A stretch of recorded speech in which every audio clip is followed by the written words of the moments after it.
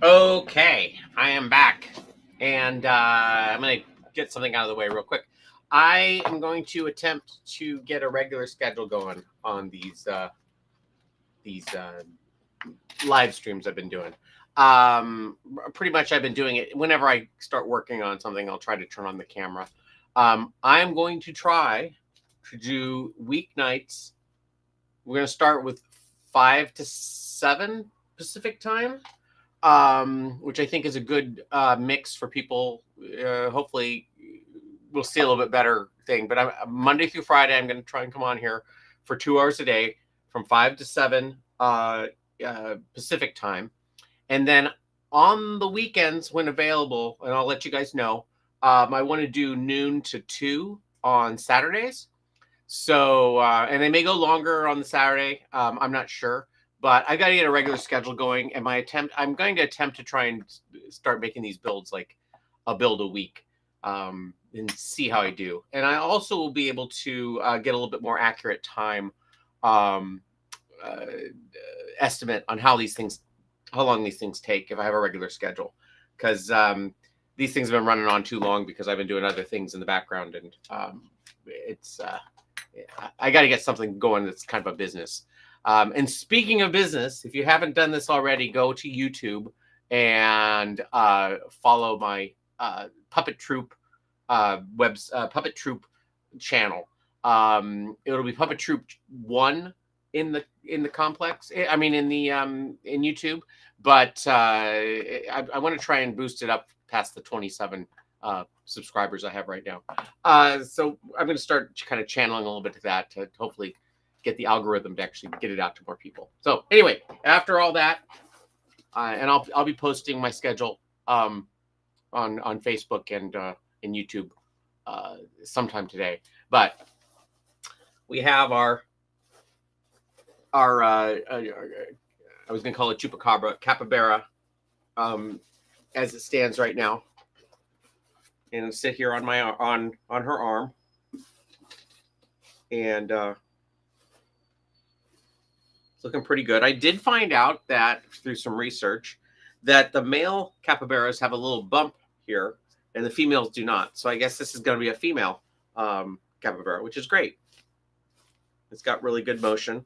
I did have to, and actually, I'm going to have to figure out something. Actually, this is not really that important. This netting that I put on here, it's more for me to help find the shape for the skinning process right now, and to give it a little bit of extra structure.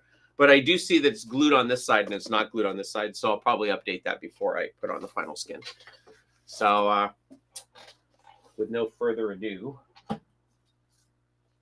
let's skin this thing.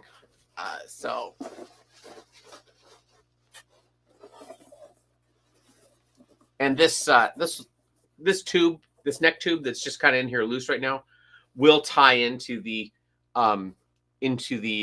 skin that I'm going to put on right now. But as of right now, it's loose because it's a little bit higher than the edge of the hole here. So.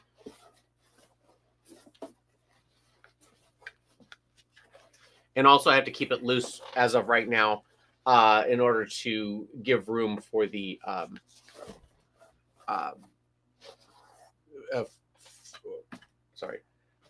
to give room for the for me when I put the arms in, because I want to be able to get to the inner liner so that they're not stuck inside the neck tube here.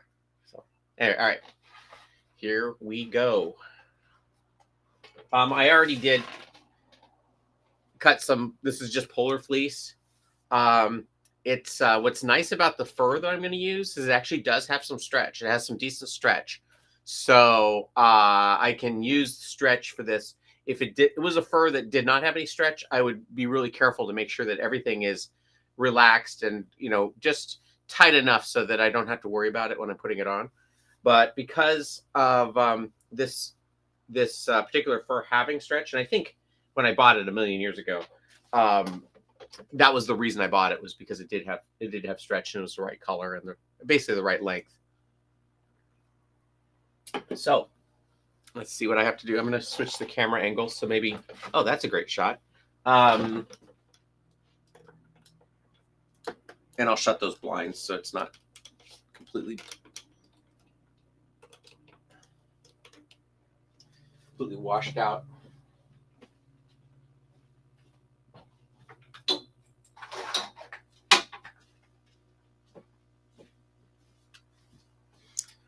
All right, here we go.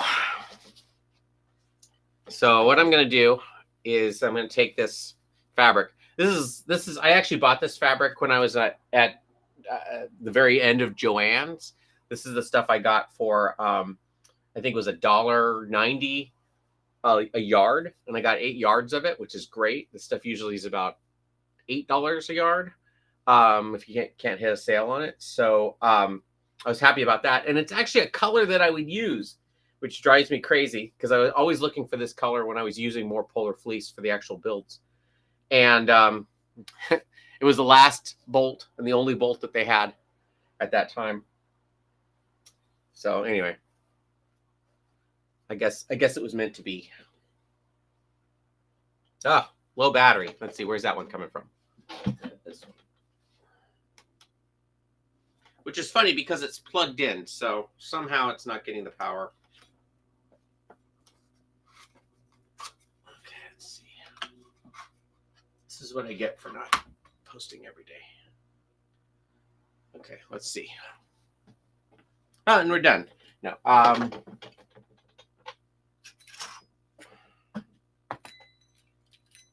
Okay, so what I'm going to do, I'm going to try and save some of this fabric because I have way too much. But I'm going to glue it right along the center line here. Or not glue it, but pin it. Pin it right along the center line here. And this may end up being 2 pieces that I use because while I do like a nice center seam that covers everything, I also know that it gets really easy to get off track when you have a big piece like this of fur. And it would be nice to have a little bit of leeway of being able to sew it right like at the neck if I need to make adjustments. So I may cut this into 2 pieces. Okay, so I started at the front here. I'm going to work my way around. Try and figure out where the darts are going to be. I am going to do it all out of the light brown fur, but this part's going to be darker, so I may make that a separate piece, or I may just shoot it with, I'm actually leaning towards shooting it with a floral paint, like it's a spray floral paint called Design Master, which I have left over from the Tilly puppets, which I should make more of those too. That's how I put the spots on, and what's nice about it is it stays flexible even on fabric, unlike regular spray paint. So there's a little trick for you, which is nice. Okay. So already I can see. I'm going to do some of this. You know what? I'm going to start over. I'm going to start over because I don't want to do this wrong.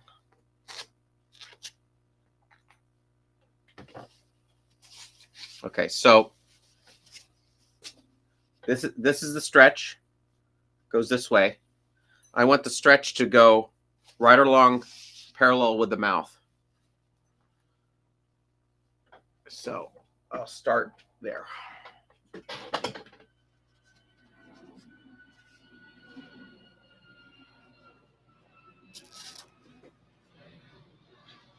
Hopefully not fill my bald spot in the process.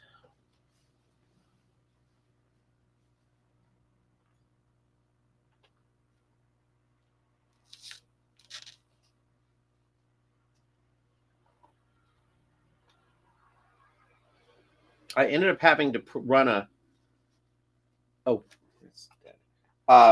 run a whip stitch all the way around into the upholstery foam, and it does work, although it's not nearly as strong as it would be if I had used dry fast foam. But I just did it to make it a little bit more secure.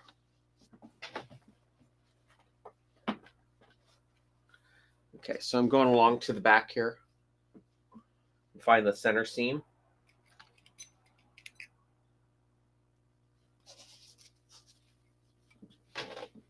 And then I'm gonna hopefully be able to finagle this dart into a place where it can mark where the ears go. I like to do that because it won't be as hard on this particular one, but it is hard to get ears lined up on a puppet. And if you have a seam that you can match it to that on a symmetrical pattern, then you know that at least they're generally in the same place. So that's where I'm going to have the dart right here.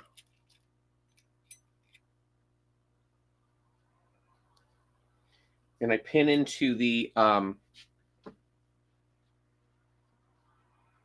head at first, and I'll be taking that out as I add the other side. But the goal is to get the fabric as tight as you can without making it completely stretched out. So, okay.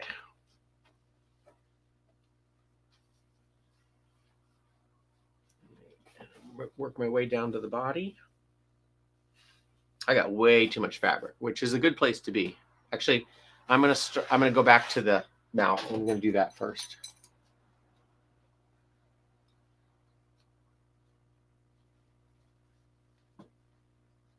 At the end of all this patterning, the only place that there should be pins stuck into the foam is along the edge of the mouth of the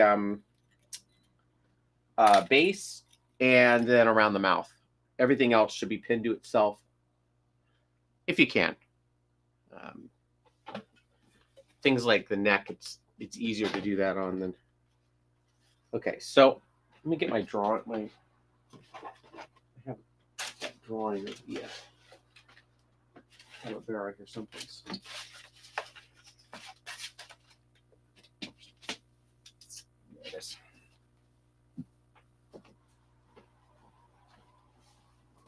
Oh, no, that's not it.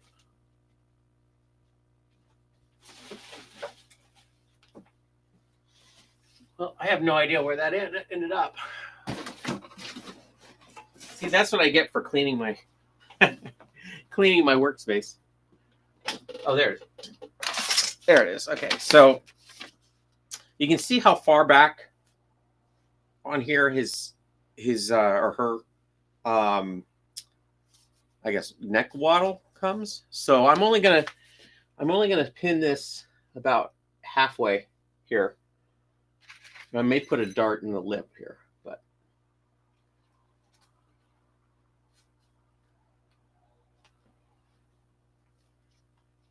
okay. I'm gonna kind of taper that down.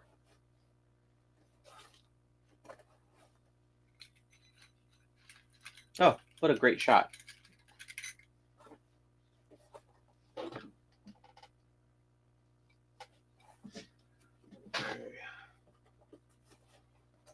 And the fur will be very forgiving. Like I said, there is stretch to it. Not all furs are forgiving. A lot of furs hold grudges.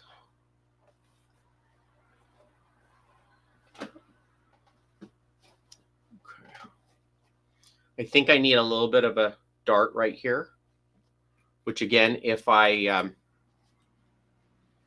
choose to make that two pieces, I don't like running a seam around here if I can help it.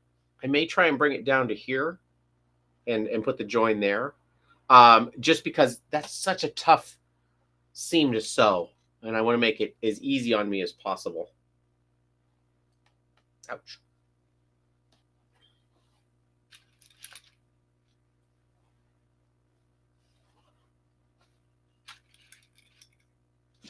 I am broadcasting, right? Oh, there's my bald spot. Okay. Yeah, I am I am bald spotting. I am broadcasting.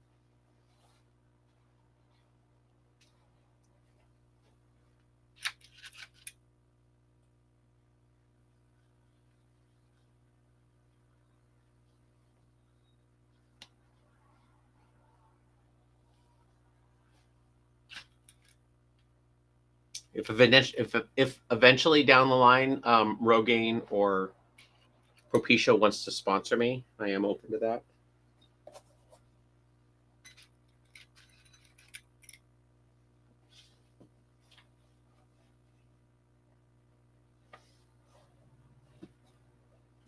Okay, I apologize for this being such.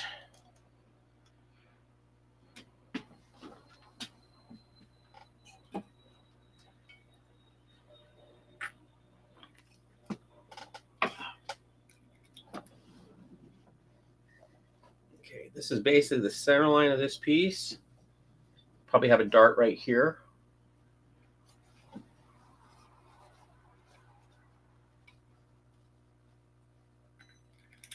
Center line right here.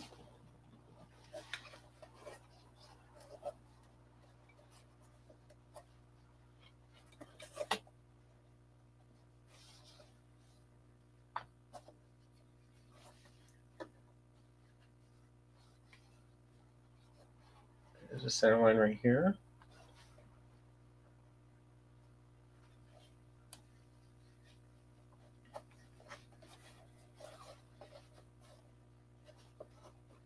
I want to get as few darts as possible if I can.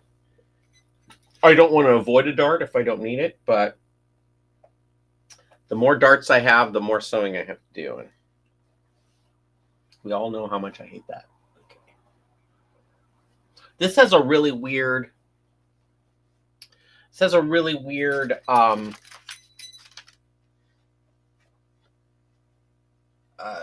opening for it. It's to the back and off center, or it's centered, but it's front to back, not centered in the right spot. So what it does is it kind of curves this way. It kind of curves down like this. So I've got to accommodate for that in this pattern here. And that's just because of the way it's designed to, carry around on your arm as opposed to puppeteer over your head.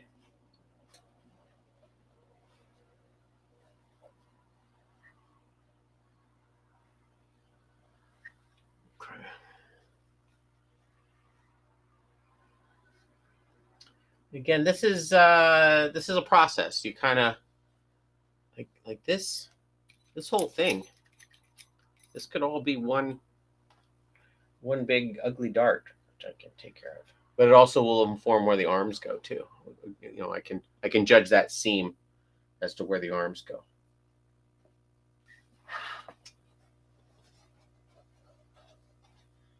And I may end up moving some of these patterns when I do the other some of these darts and pins as I do the other side, because it may inform me how the stretch is going to go. But why is there a dart there? Should not be a dart here yet.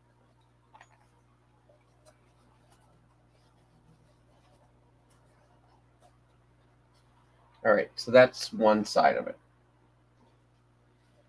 Isn't that lovely? Okay. All right. Okay. And there's a dart in the back here. The dart in the front here. Wait, no, this is the back. What's this? Oh, there's a dart in the front too. Which is good. I can incorporate the nostrils in right here. Okay. I actually thought it was facing this way. All right. You can kind of see where all this is. I'm going to get the other piece of fabric. Make sure the stretch is going the correct way. And then basically on the center, see if I can get a shot where you can actually see what I'm doing here. This is the above. This is the above thing. This is where the center line is. And this is all excess fabric on this side. So what I'm going to do is I'm going to pin this other piece of fabric. Actually, I'm not going to do it just yet. I'm going to do the center line first, or the along the mouth. first, and then I'm going to come back and I'm going to move these pins so that it pins everything together. So this is the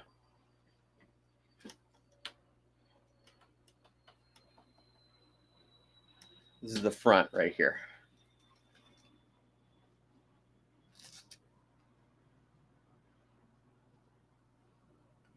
I'm going to pin those two in place, and then I'm going to start working my way around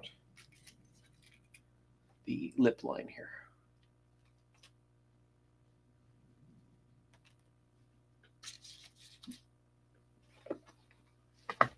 Oh, there's so many pins in here. Okay.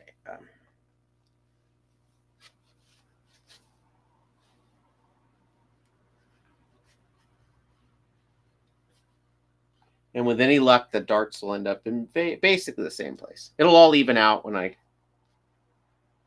true it up, but it's good to try and keep your darts basically symmetrical as you're pinning so that they'll line up. It's a dead pin. They'll line up on the trace pieces. Okay, so let me do the back piece.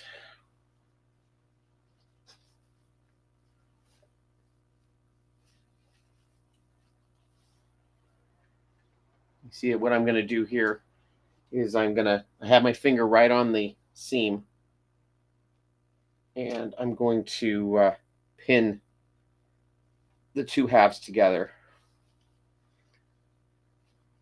And I did a bang-up job here. Let's do this again. You may not get it on the first try, but you can always adjust it. So, okay. So I'm going to go around here, and I'm going to do the overhead camera. Maybe you can see it.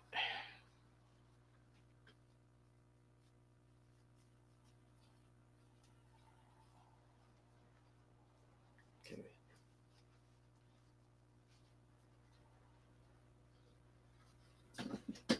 I don't know if you can see anything. Okay, that's not a good camera angle for you. So what I'm going to do is I'm going to pin the two halves together, and I'm taking the pin out of that I had stuffed showing where the center line was on the other side. I'm just taking it out and I'm pinning the two pieces together right on that line.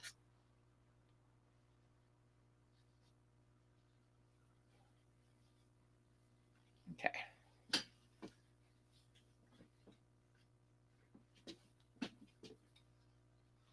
And where I might be missing a pin, like right here, I just add one.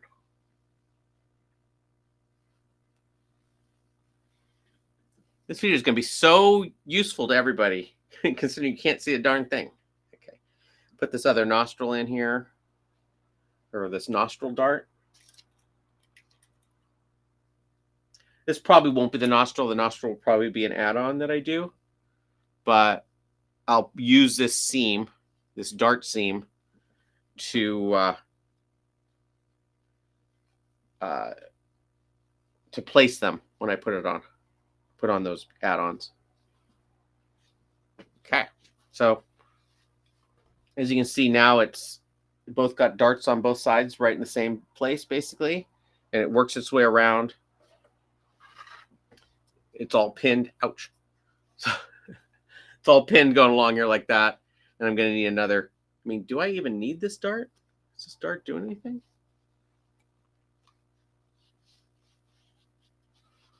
I don't think that dart's necessary. Hooray! Although now I have to really work when I put the ears on. But it's one less thing I have to figure out. So, or one less thing I have to sew. And I may have to go back at some point. But okay, so I'm going to start working my way down the back. So it's still pinned to the foam here. No, it's not. It looks like it's pinned all the way to here, which is great.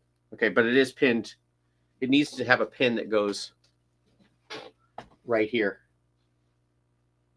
so that this naked mole rat can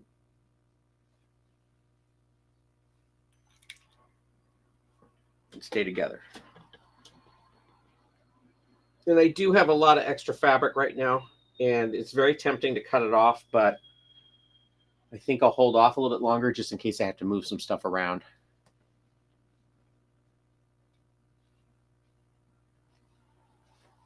Okay.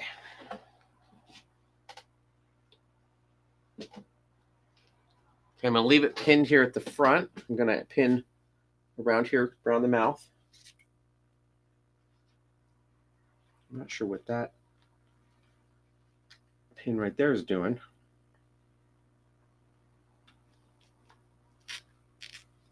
So I'll take it out.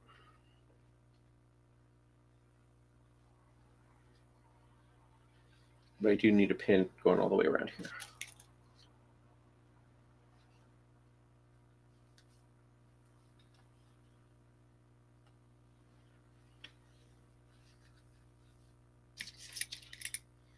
And I'm running out of pins. I'd love to just go down to Michael's or to Joann's and get some more pins, but we all know how that goes. Okay.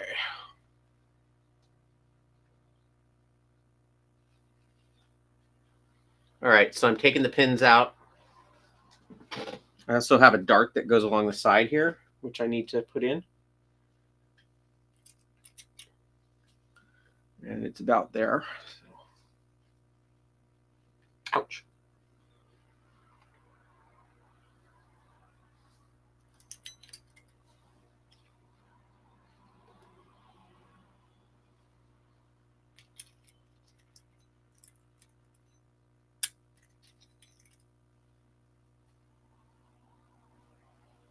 So I end up losing pins as I go because they get dull and I end up putting them in the container, or they get covered in glue and are no longer good for sewing.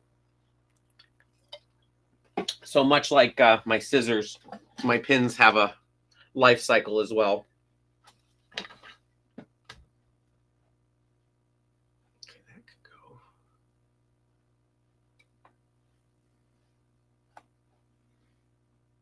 So I'm just working my way down.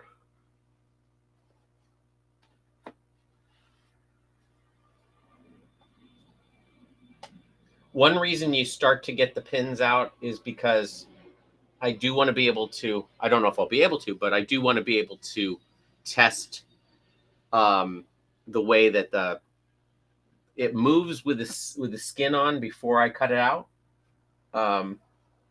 Because the worst thing to do is to have tension somewhere where you don't want tension.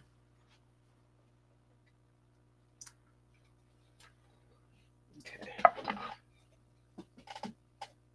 So it was roughly.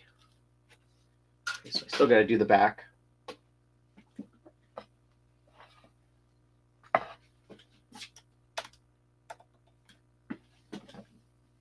I mean, hopefully this demystifies some of this.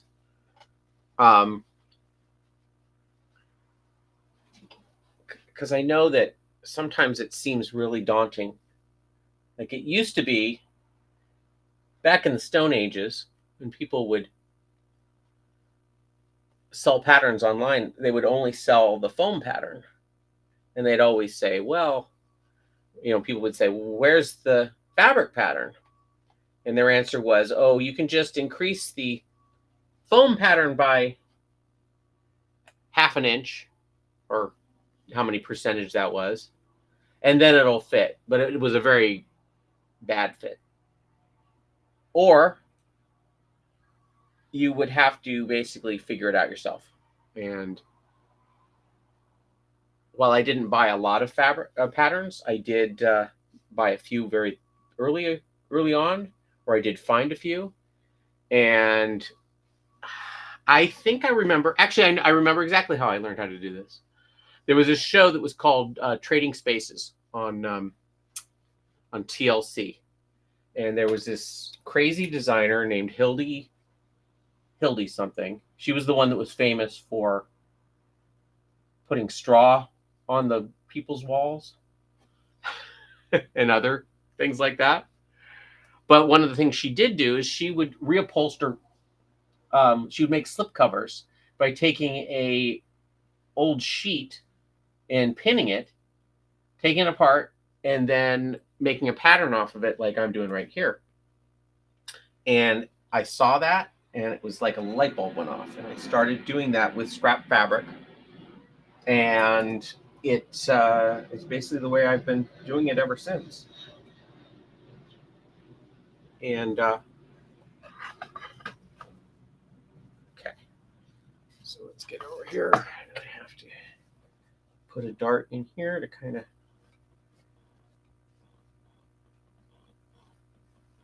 Oh, I gotta get this call.